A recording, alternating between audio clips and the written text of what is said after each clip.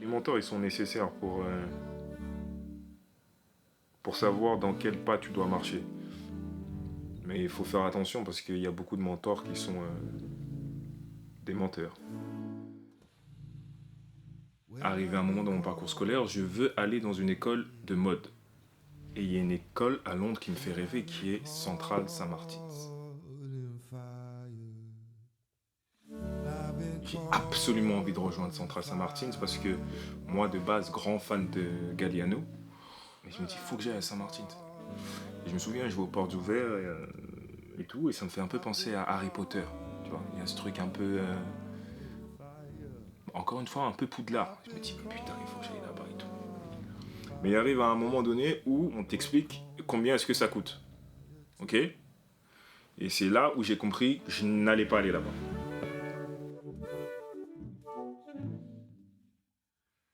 Et là, il y a quelque chose qui commence à arriver dans ma tête. Et une espèce d'obsession. Je me dis, mais en fait, moi, il faut que je trouve... il faut que je trouve un sensei, en vrai. Je traîne dans tous les ateliers de Paname. Ok? Les ateliers de la rue d'Aboukir, les ateliers du faubourg de Strasbourg-Saint-Denis, les ateliers à Montreuil, les ateliers à Aubervilliers. Je traîne dans les ateliers. Il y a cet adage qui dit si tu restes assez longtemps à côté du salon de coiffure, tôt ou tard, tu finiras par avoir ta coupe de cheveux. Donc moi, je suis là en train d'attendre d'avoir mes contours de réaliser.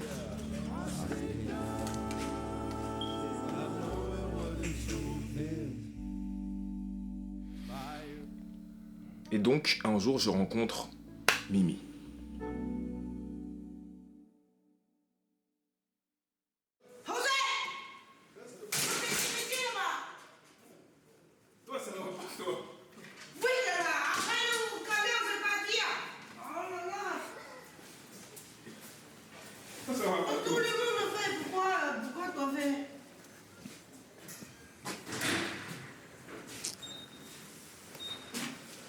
Vous n'avez pas présenté Mimi.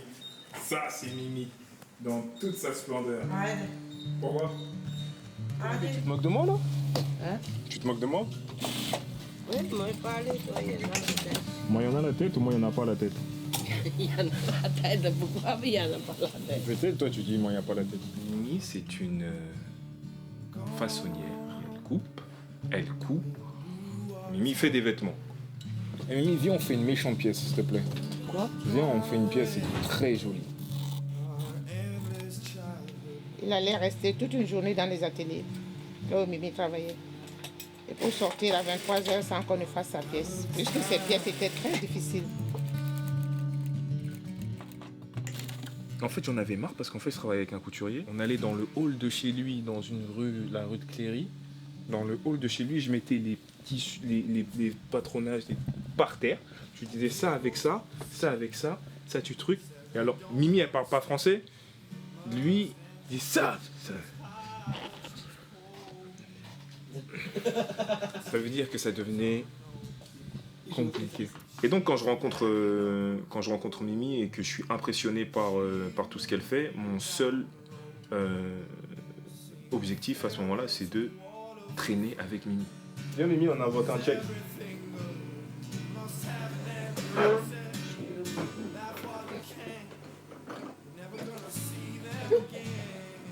Je veux traîner avec cette daronne. Je veux apprendre, je veux voir, je suis pour le coup fan.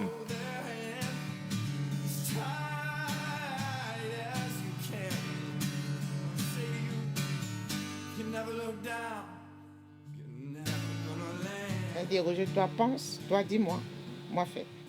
Un jour, j'arrive avec 2 vestes, 2 bombers. Je vois en 2 heures mes 2 vestes.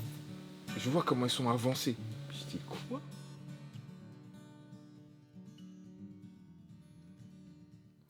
J'avais un truc pendant qu'on travaillait, c'est que je m'étais imposé une règle, c'est que je n'avais pas le droit de faire 2 fois la même pièce. Et si je faisais 2 fois la même pièce, c'était de la triche. Et On reviendra un jour sur ce côté de triche, mais en tout cas, à cette époque-là, je me disais, un champion, il ne triche pas. C'est comme ça que je pensais à l'époque. Et du coup, interdit de faire 2 fois la même pièce. Et c'était quelque chose qui était passionnant pour Mimi. Tous les mêmes couleurs, c'est bon. Si ça, sans l'autre couleur, peut-être très joli. Du coup, Mimi, qui n'aime pas les choses faciles, parce qu'elle aussi, c'est une autre, c'est une artiste. Hein. Alors elle dit à Roger, moi, je n'aime pas la confession, parce que la confession, c'est toujours la même chose. Mais chez toi, non. Tu changes. Dis-toi la tête. Quand Roger dessine, il dit, toi la tête. Maintenant, c'est pas un jour, je suis comme ça, je sais pas, rien à voir. Hein. Elle prend son téléphone et elle me dit, Rosé ça, moi pense la tête. Ça tissu, ça avec ça, très joli. T'es très joli.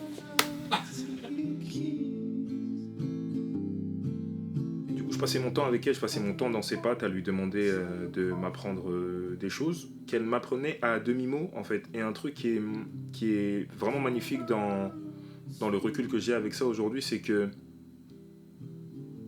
tu n'apprends pas les choses quand tu penses que tu les apprends, forcément. Et en fait, le truc, c'est que moi, j'étais concentré sur des choses que je voulais qu'elle m'apprenne et qu'elle ne m'apprenait pas d'après moi et que des années plus tard, je me suis rendu compte de les avoir apprises. Et c'est la raison pour laquelle j'insiste sur le fait que Mimi, ça a été mon premier sensei, parce que le sensei, il te donne pas ce que tu veux ou ce que tu désires. Il te donne ce dont tu as besoin pour avancer. Et je pense qu'elle se dit, comment, elle me dit, mais elle doit se dire, comment ce petit noir, depuis tout ce temps, il est dans mes pattes. J'ai pas compris, en fait. Je sais même pas coudre.